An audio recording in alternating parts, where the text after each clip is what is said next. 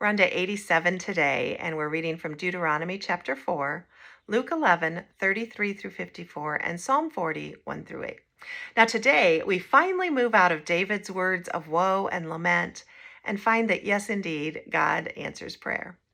Toward the end of Psalm 39, we read, "Hear my prayer, Lord, listen to my cry for help." And the very first words we read in Psalm 40 answer right back.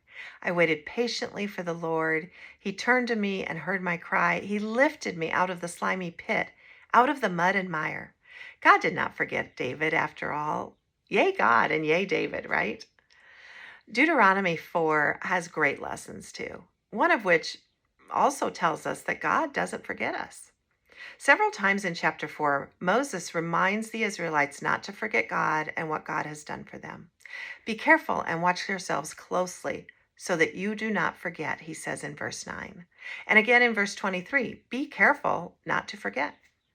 It's a great reminder for all of us. We hear another great word in do not add to what I command you and do not subtract from it, but keep the commands of the Lord your God. We are not supposed to make stuff up, friends. It is not our way. It is God's way, always. Now, that had to be tough for the Israelites because I know it's tough for us. Then in verses 29 through 31, God already knows that the Israelites are going to mess up. God knows they will wander. But, and this is a really big but, if from there you seek the Lord, you will find him. For the Lord your God is a merciful God. He will not abandon or destroy you or forget. We are not to forget God, and God will not forget us. That's cool. Deuteronomy chapter 4, verse 6 wraps beautifully right into our New Testament reading. It says, observe them carefully, for this will show your wisdom and understanding to the nations. The Israelites were called not only to live by God's commandments, but to be a living testimony, so that others would see their faith and know the greatness of their God. Sound familiar?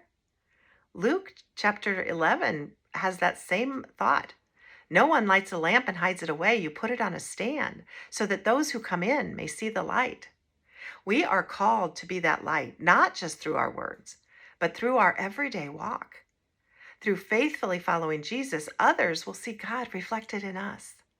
And that, my friends, is the greatest testimony of all. Let it be, dear Lord. Let it be.